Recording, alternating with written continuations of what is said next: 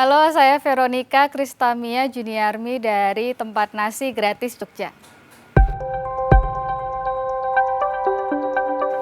Oke, jadi pertamanya itu saya suka banget kuliner malam. Terus saya juga suka jalan-jalan gitu, lihat cari-cari makan malam-malam gitu kan.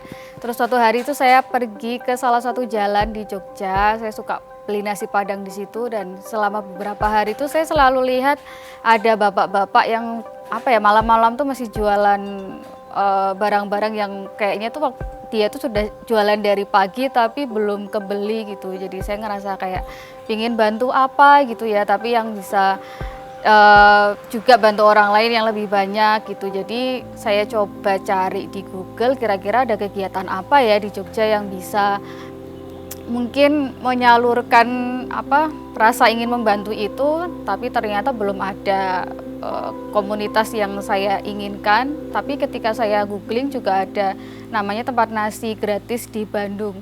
Dan ketika saya pergi ke Bandung tahun 2018 kalau nggak salah, saya juga lihat ternyata bentuknya etalase seperti itu ya. Jadi saya pikir kenapa nggak bikin di Jogja. Kalau untuk pertama kali cari dan idenya sendiri, saya sendiri sih.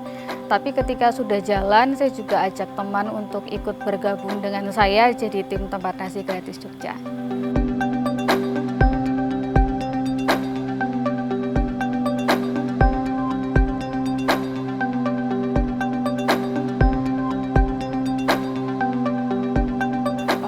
Saya bergabung di komunitas Tempat Nasi Gratis Jogja itu dari awal pendirian, sebelum sekitar Februari. Saya di sana salah satu tim dari Tempat Nasi Gratis Jogja.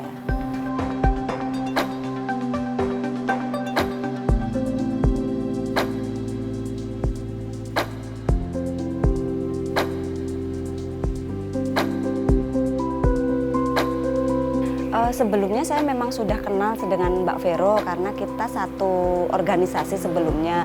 Kemudian dia punya ide untuk membangun Tempat Nasi Gratis Jogja ini, dan kebetulan pada saat itu memang kita sedang berbincang-bincang kita bikin apa ya yang sekiranya itu bermanfaat buat teman-teman atau orang lain lah di sekitar kita selain komunitas sebelumnya, seperti itu.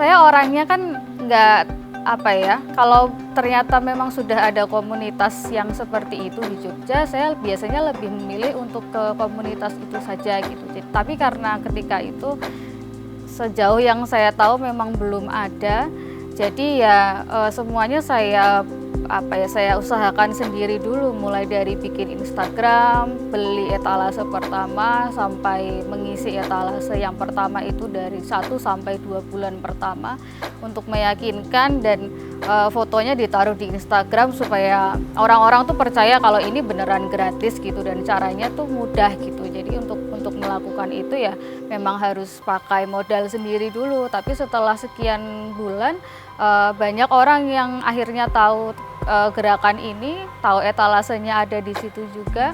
Dan teman saya juga sempat ada yang kasih etalase gratis untuk etalase kedua. Jadi setelah sekitar 2 bulan ya saya sudah mulai sedikit-sedikit memberi nasi, karena yang lain juga sudah mulai isi nasi juga. Ternyata yang namanya Tempat Nasi Gratis Jogja itu nggak bisa langsung diterima sama banyak orang. Terutama ketika saya istilahnya kayak mempresentasikan pertama kali saya ingin menaruh etalase di situ. Itu ternyata nggak gampang juga, karena banyak juga yang menolak dengan alasan yang ya beragam ya, yang itu juga saya juga bisa mengerti gitu. Dan istilah gratis itu juga belum bisa diterima sama orang seperti yang saya pikirkan gitu. Jadi setelah sekian banyak tempat saya coba untuk datangi, saya coba bicara, belum bisa.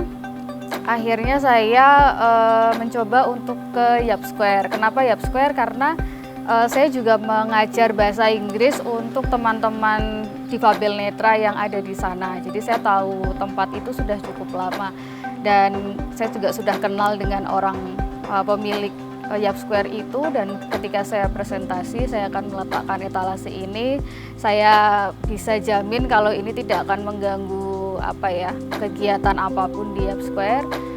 Ternyata beliaunya setuju dan akhirnya ya saya letakkan di situ.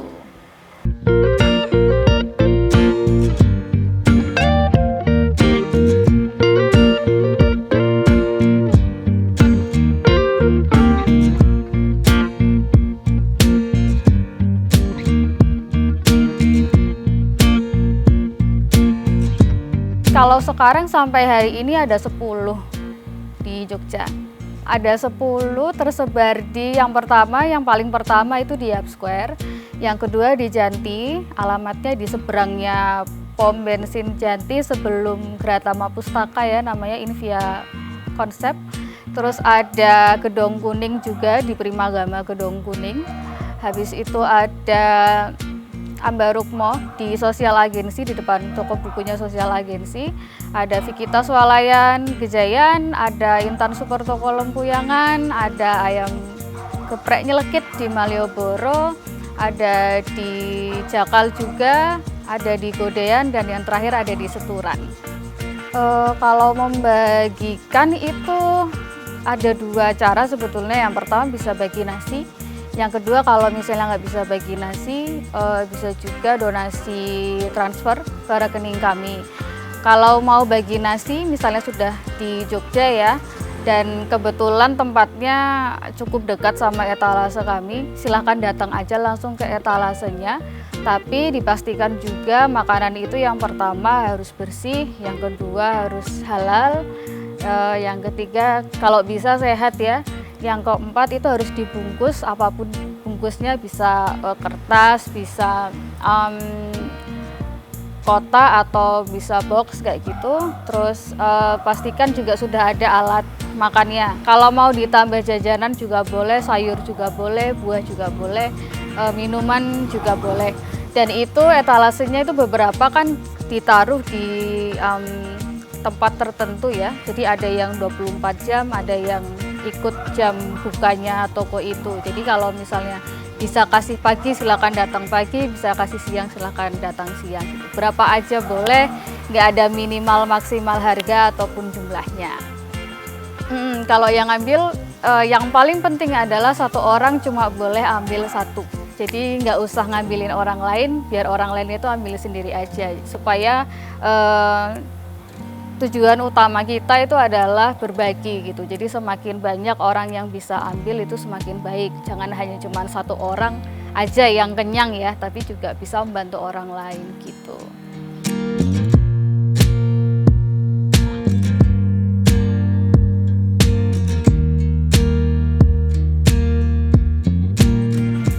Konsep orang yang membutuhkan sekarang lebih luas gitu. Dan dengan adanya pandemi ini ya, yang tadinya biasanya yang ambil misalnya Pak Beca atau pengamen atau yang ambil rongsok di jalan gitu ya, sekarang jangkauannya lebih luas lagi. Ada ojol, kadang-kadang juga ada mahasiswa yang mungkin dari luar kota yang nggak bisa pulang kampung ya, jadi mereka bingung juga kan mau gimana karena warung-warung tutup, kantin juga nggak ada. Jadi kadang kami juga lihat mahasiswa ngambil 1 kayak gitu. Jadi dari segi yang ambil juga macam orang yang mengambil juga semakin banyak. Kita berusaha untuk membantu orang yang masih harus kerja di jalan gitu. Dan ketika saat itu kan juga warung juga ada yang tutup, ada yang pokoknya kan ekonomi itu sedang terdampak banget. Jadi kemarin kami berusaha untuk tetap menjaga yang di jalan itu masih bisa kerja, tapi kita juga menjaga yang warung itu masih bisa jualan dengan membeli nasi bungkus dari mereka dengan harga yang kami tentukan. Kami sangat yakin bahwa orang Jogja itu sosialnya tinggi banget gitu. Nggak cuma orangnya aja yang bikin istimewa, itu menurut saya juga warung-warungnya, penjualnya juga. Jadi meskipun mereka itu sekarang lagi di posisi yang nggak mudah juga ekonominya, tapi mereka masih berempati, bersimpati dengan orang-orang sekitar dengan melebihkan nasi bungkus yang kami pesan gitu. Karena kami pesan 40 untuk satu hari, biasanya mereka juga bisa melebihkan sampai jadi 50 atau 55 gitu. Padahal kami tahu banget mereka juga sedang sulit gitu ekonominya.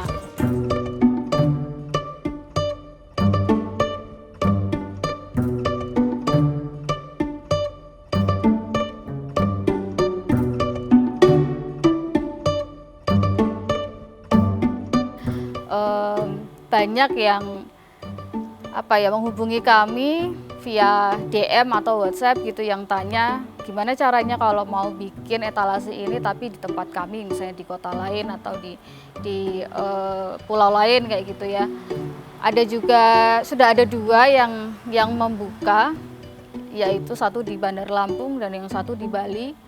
Mau ada satu lagi di Jakarta juga, dan kami juga memberitahu bahwa etalase ini bisa beradaptasi dengan masa pandemi ini ya, di mana mungkin orang-orang tuh tidak punya waktu untuk pergi keliling Jogja untuk bagi-bagi nasi, atau mereka juga takut gitu kalau harus bersentuhan karena sekarang memang keadaannya sedang begini ya. Tapi dengan adanya etalase ini, dan kami juga benar-benar pikirkan tempatnya supaya bisa tepat sasaran di tempat-tempat yang bisa dilihat orang.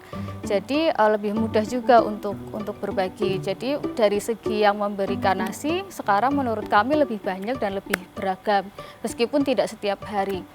Kalau untuk harapan sih pengennya banyak lah, terutama anak-anak muda ya Mbak ya, yang masih sehat, masih semangat ya gitu untuk membuat kegiatan itu yang bermanfaat bukan hanya untuk diri kita, tapi untuk sekeliling kita kayak gitu.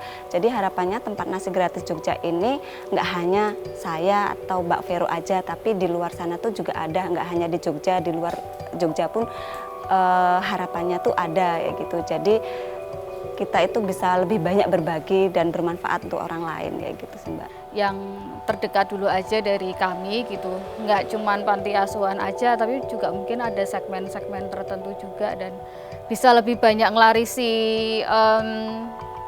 dagangan orang-orang juga gitu, yang jelas bisa membantu lah meskipun sedikit gitu.